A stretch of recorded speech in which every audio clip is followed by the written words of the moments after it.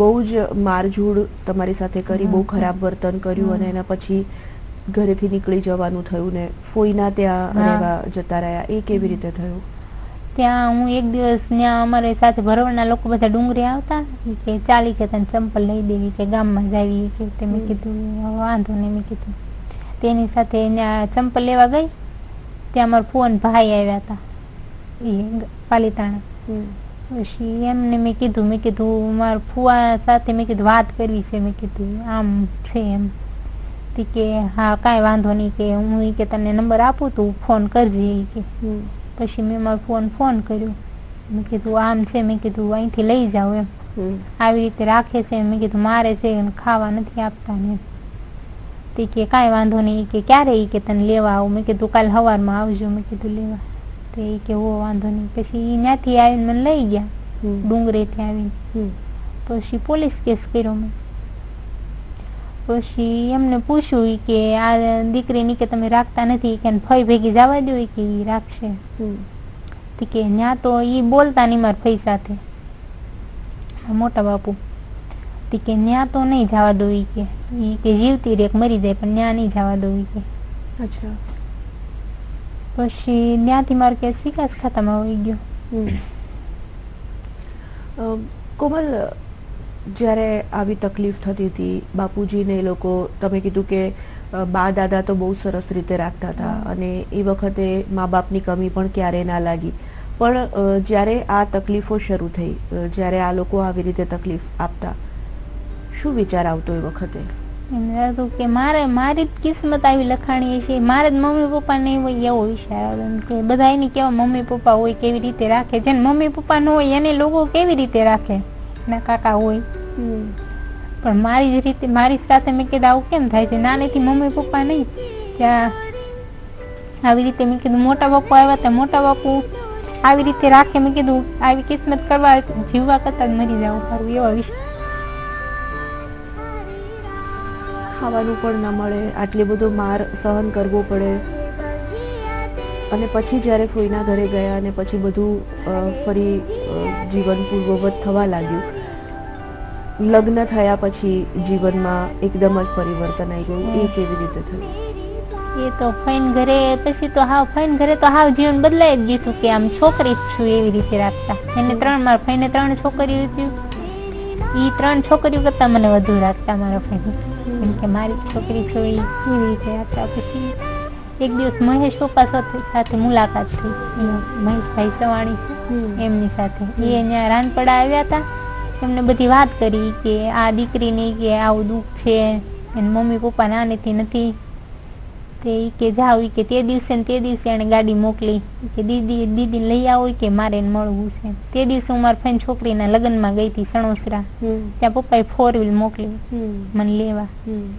પછી એમ થતું પપ્પાને હું એમ, પપ્પા તો ત્યારે કઈ કહેવાનું ખબર નહોતી કે પપ્પા કહેવાના, એમ થતું કે એટલા બધા મોટા માણસ સાથે હું શું વાત કરીશ, એમ થતું શું કહીશ, એવો વિચાર આવતા હતા. પછી ત્યાં ગઈ ને તે પપ્પા કે જય રામાપીર દીકા, મેં કે જય રામાપીર દીકા કીધું ત્યાં એમ થઈ ગયું કે નહીં મારા પપ્પા પાસે આવી ગયા એવું લાગ્યું. પછી પપ્પા કે બેસ કે તે બેઠી, પપ્પા કે વાત કરી કે દીકા તારી, તે બોલાણું નહીં મારથી, રોવાઈ ગયું. પપ્પાને જોયા ને એટલે પપ્પાએ દીકા કીધું, એટલે દીકા શબ્દ તો આપણા માટે જેને પપ્પાનો હોય એને જ ખબર હોય ને દીકા શબ્દ કેવી રીતે સાંભળવા મળ્યો. પપ્પા હોય ઈ કે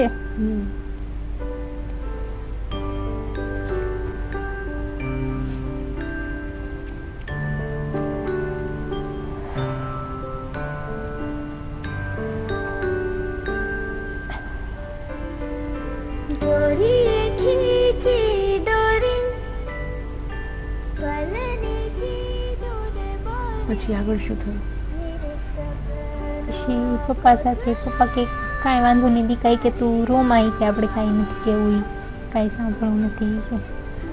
પછી મારા મોટા બા આવ્યા હતા, મારા કુટુંબના મોટા બા છે એ આવ્યા હતા સાથે. પછી એણે બધી વાત કરી કે આ દીકરીને આમ દુઃખ છે કે મોટા બાપુ કહેવાય કે કસાઈ કહેવાય કે પપ્પા કે દીકા કે હવે તો આજથી કાંઈ ચિંતા ન કરતી કે તારે કે એમ માનો હું જ થાય પપ્પા છે. કાંઈ પણ ઈ કે ટેન્શન ન લેતી કે ચાલી કે મારી સાથે સુરત રહેવા હોય આવી પપ્પા છેલ્લી વાર એમ કીધું. પછી પપ્પાને બધી વાત કરી. પછી પપ્પાએ કીધું કે ચાલ સુરત રહેવા હોય. પપ્પાને મેં કીધું હું તો મારા ફઈ જોડે મેં અહીંયા મેં કીધું છોકરી જેમ જ રાખે છે. મેં હું કઈ અનાથ ઘોડે તો મેં કીધું કે અનાથ આશ્રમમાં તો રહેતી નથી. મેં ફઈ ઘરે રહું છું મેં કીધું. અને ફઈન ઘરે નાનીથી સગાઈ નક્કી થયેલી છે. એ કે ફઈન ઘરે નક્કી થયેલી છે. મેં હા ફઈન ઘરે નક્કી થયેલી છે. પછી પપ્પાએ મારા મેરેજના ફોર્મમાં નામ લખાવી દીધું. પછી મેરેજના ફોર્મ વાળા દીદી છે ને તેની સાથે વાત કરાવી. પછી નામ લખાયું. પછી નંબર માંગ્યો. તે પપ્પા કે દીકા તાર નંબર તો આપ. મેં કીધું પપ્પા હું ફોન નથી રાખતી. કે દીકા તું ફોન નથી રાખતી? મેં કીધું નહીં. કે અત્યારે કે છોકરા કે 5 વર્ષના હોય ત્યાં કે એની પાસે કે ટચિંગ ફોન હોય તું ફોન નથી રાખતી કે. મેં કીધું નહીં પપ્પા ફોન તો હું નથી રાખતી. મેં તમારા ઘરે છોકરીને ફોન રાખવાની ચાલ નથી મેં કીધું અમારા ગામડે. મેં કીધું તે કે કાંઈ વાંધો નહીં દીકા. કે પછી કે તારી સાથે વાત થાય ઈ સંપર્કનો ફોન તો ઈ નંબર તો આપ. પછી મેં મારા ફોવાનો નંબર આપ્યો. મેં કીધું આ મારો ફોવાનો નંબર છે. કે કાંઈ વાંધો નહીં. કે પછી ત્યાંથી પપ્પા મને મૂકી ગયા. મેરેજ હતા ત્યાં મૂકી ગયા. અને પપ્પાએ ત્યાં મૂકી ગયા. અને 2 દિવસ થયા ને ત્યાં પપ્પાનો ફોન આવ્યો. પપ્પા કે શું કરશો દીકા? ઈ કે મેં કીધું કાંઈ નહીં પપ્પા કાંઈ નથી કરતી. મેં કીધું સીવતી હતી હું સીવું છું. અચ્છા સિલાઈ કામ કરું છું સીવું છું. મેં કીધું કે બધા મજામાં? મેં હા બધા મજામાં. મેં કીધું તમે શું કરો છો? કે કાંઈ નહીં કે ઓફિસે હતો આજ તારી યાદ આવી ગઈ. કે તે મને આમ એમ લાગ્યું કે નહીં હવે મારા પપ્પા પાછા આવી ગયા. ત્યારે મને એમ થયું કે નહીં હવે મારા નસીબ બદલાણા. હવે મેં કીધું મારા નસીબ બદલાણા. મેં કીધું પપ્પા મારી લાઈફમાં આવ્યા. અત્યાર સુધી પપ્પા નહોતા. હવે પપ્પા અત્યાર સુધી કમી લાગતી પપ્પાની મમ્મી પણ પપ્પા એ પછી કમી ન રહેવા દીધી મહેશ પપ્પાએ. પછી એવી રીતે પપ્પા મારી સાથે વાત કરે. ગમે કામ હોય રાતે 12 વાગે ફોન કર્યો 12 વાગે પપ્પા ફોન ઉપાડે.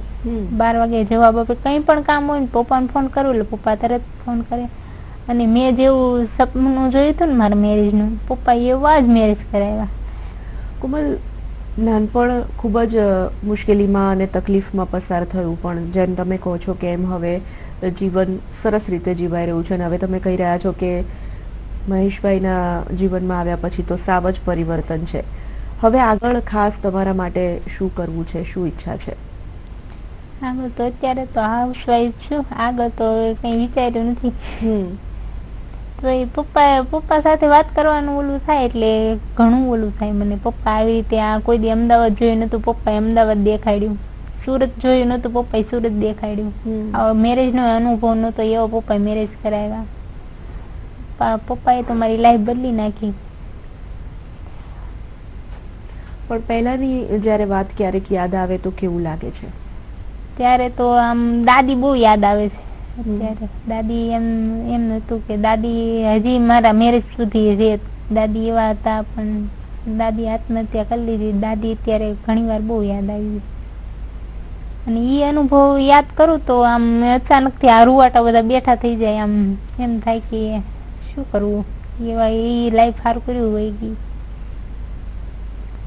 પપ્પાને થેન્ક યુ કહેવા માંગુ છું. થેન્ક યુ પપ્પા. મને જોતા આવો તો થેન્ક યુ કહું છું. તમે જેવો પપ્પા બધાને મળે ને મને મારી દરેક હું જેટલાય પણ હવે જન્મ લઉં ને બધા જન્મમાં તમે જ મારા પપ્પા થાવ એવા રિયલ મારા પપ્પા થાવ એવી ઈચ્છા છે. એ જ ઈચ્છા છે મહેશ પપ્પા રિયલ મારા પપ્પા થાય. કોમલ તમે અહીંયા સુધી આવ્યા છો, સ્ટુડિયોમાં આવ્યા. Thank you very much. તમારી વાતો અમારી સાથે શેર કરી. તમારી વાતો અને તમારા જીવનમાં આવેલું આ જે પરિવર્તન છે, જે હિંમત છે, અમને હંમેશા યાદ રહેશે. અમારી યાદ માટે એક નાનકડી સ્મૃતિ ભેટ અમારા તરફથી પણ આપને અમે આપીશું.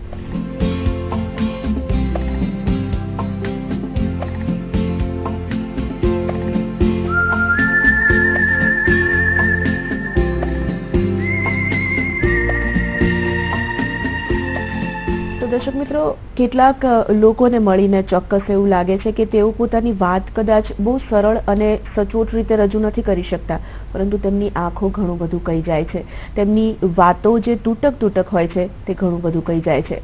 કોમલને મળીને પણ આજે તેની લાગણી જાણીને પણ ક્યાંક ને ક્યાંક એવું જ લાગ્યું. અને કેટલાક પાત્રો સાથે અને કેટલીક વાતો સાથે ફરીથી મળીશું. ત્યાં સુધી મને રજા આપશો. નમસ્કાર. યે જીવન હૈ અમારો આ નવતર પ્રયાસ તમને કેવો લાગ્યો? આપના પ્રતિભાવ અને પ્રતિક્રિયાઓ અમને જરૂર જણાવો. તમારી આસપાસ પણ આવી ખાસ પ્રતિભાઓ હોય તો પણ આપ અમને જણાવી શકો છો. આપના પ્રતિભાવો અને પ્રતિક્રિયાઓની હંમેશા અમે પ્રતીક્ષામાં છીએ. અમારું સરનામું છે યે જીવન હૈ, ETV news Gujarati, 101 commerce 5 building, corporate road, Prahlad Nagar, Ahmedabad 380051. તમે અમને ઈમેલ પણ કરી શકો છો. અમારું ઈમેલ એડ્રેસ છે yejivanhai@etv.co.in.